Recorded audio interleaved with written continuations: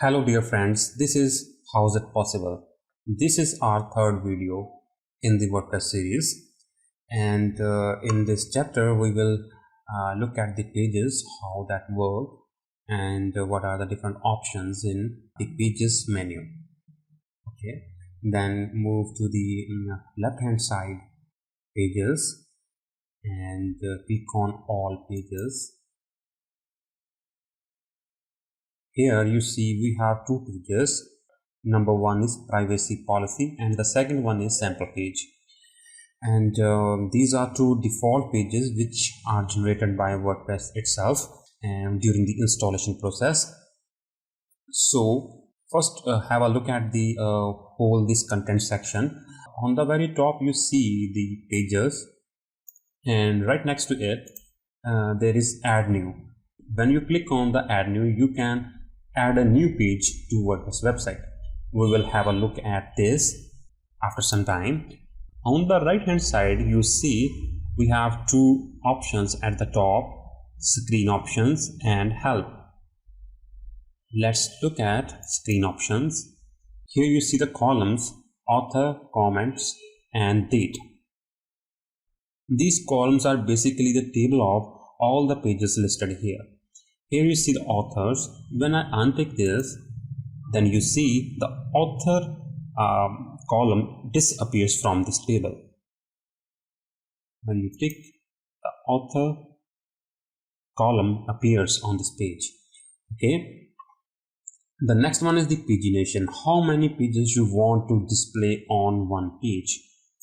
If you set it to the 20, 30 or 100, you can change this number whichever suits you. 20, 30, 40, 50, it's up to you. So the next option is view mode. We have two view options. One is compact view, the second one is extended view. We will stick with the compact view. Okay, just below the screen options you see search option, where you can search any page by its name and click the search pages. And just below the pages you see we have three options, all pages, published and draft. So we have total two posts in this. One is published, the sample page. The draft one is in the draft and it's not available to the public. We have the second option, that is dates. We can sort the pages by dates. So here we can select pages. The next we have some options. This is the title of the page, author who published this page, and the comments made on this page, and lastly the date on which this page was modified. Okay, here we have three more options in the page. One is added, quick edit, trash and edit. Will move you to the edit section of this page, and quick edit will show the different options. If you want to change the slug, that is the URL. If you want to change the publish date or make it to the private, allow commenting, or if you want to change the template, or if you want to change the order, or if you want to change the status, then you can hit the update. If I just select the published, if I click the update, then this page will be available to the public. Okay, so the next option is trash. Trash simply means to delete the post. However, when you click on the trash, then we see another option appears here, and what this option means that it's not deleted from the database yet. However, it is temporarily available in the backend. If we want to restore this page, we can restore it or we can delete it permanently. We click on restore and it will go back to the draft state. Okay, now let's add a new page. So here we have WordPress editor. This is the Gutenberg theme editor, so we can use this, and just type here simple, just a contact page. We will look at these options in the later section. We will make a whole video on how to add blocks and other things. And just say this is the contact page. We just want to how this works. That's it for now. Okay, now here we see we have a bunch of options on the top bar. The very first one is the if you want to go back to the WordPress, it will move you to, and the next option is if you want to add blocks. We will have this section in much more detail in the next videos, how these all options work. On the right hand side you see we have an option to save as draft, preview, publish at the gear icon, and we have 3 options menu. So we'll check all these options. First, see if we just click the publish, then view page. Here you see our page is published and you can access this page anywhere. Move back to edit page.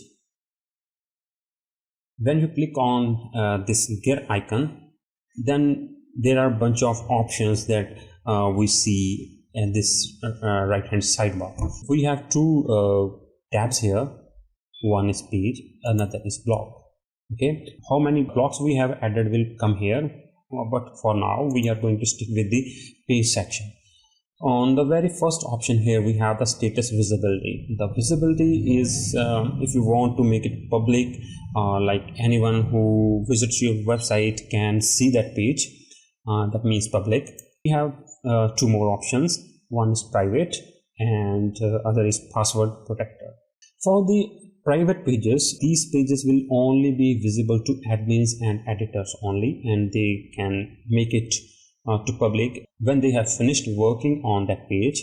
The next one is if you want to lock this page, that only people who have the password can open those pages. Here the documentation, what it defines is that protected with the password you choose. Only those with the password can view this post. So it can be seen from this whole bunch of tags that the people who have the password to view this post can access that page. That's it. The next option is the publish one.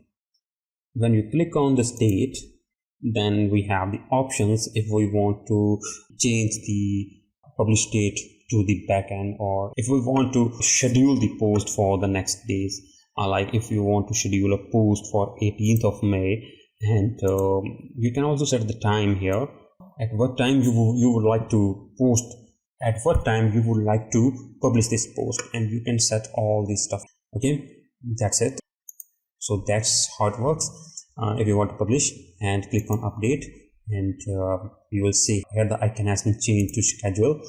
Okay, the next option is when we schedule a post, then we have another option for pending review. Okay, click on schedule. Okay, it's fine. Okay, the next option is move to trash. If you want to delete this post, you can click on move to trash. Okay, that's fine. And the next option we have is the permalink. Permalink is the slug that you want to change. For example, we have the contact only slug for this page. If you want to change the contact page, you can change it as well. Okay, then click on again schedule. That's fine. The next option we have is the feature. When you click on the set feature image, then the media library opens where you can upload image, or you can also choose an image from the media library.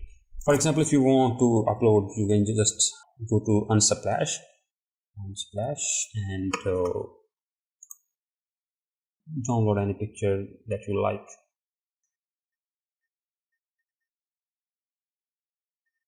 It looks great. Download it. You can drop this image on this Dropbox. It will upload it, and you can set the feature image here. Okay, that's great. You can also replace this image. If you have another image, you can select that one, then click on set image, or you can remove this picture as well. Okay, so these were the options we have in the feature image. And next option is discussion. If you want to allow commenting on the page, it is fairly good. There are many websites who like to have comments on their posts and on pages, so you can simply click this option, allow comments, and a comment box will appear in the front end. Okay, I'm going to change this to the backdate so that the post is published. Let's see our page, and here we have the comment box, and here we have the image. This is the content. Here we can post a comment. Okay, the last option here we have is the page attributes. You can also set if hierarchy in the page, if this is a sub page of a parent page, if you have contact page and you would like to have a different page, who you are, what's your address, or what are the services you provide. So all these bunch of stuff you can put under the contact page, and the contact page will be the main page, and the other pages like address page, location, and your services page, employees in profile can come under this contact page. When you click on the dotted icons, the very first option we have is the view.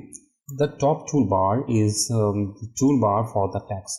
When you click on this, you see when I click on the text editor, we have a toolbar option here where we can change the text settings.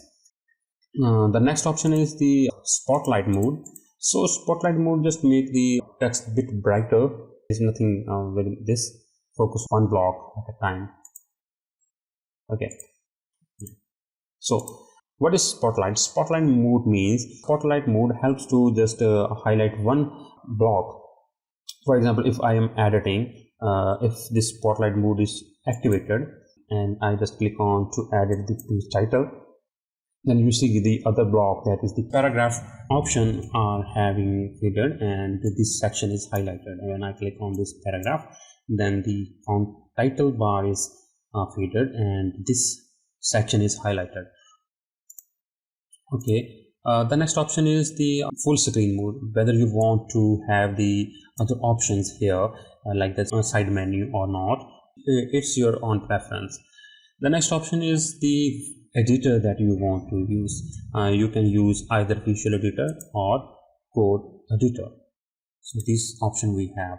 Code editor is basically you have to add each and everything by yourself.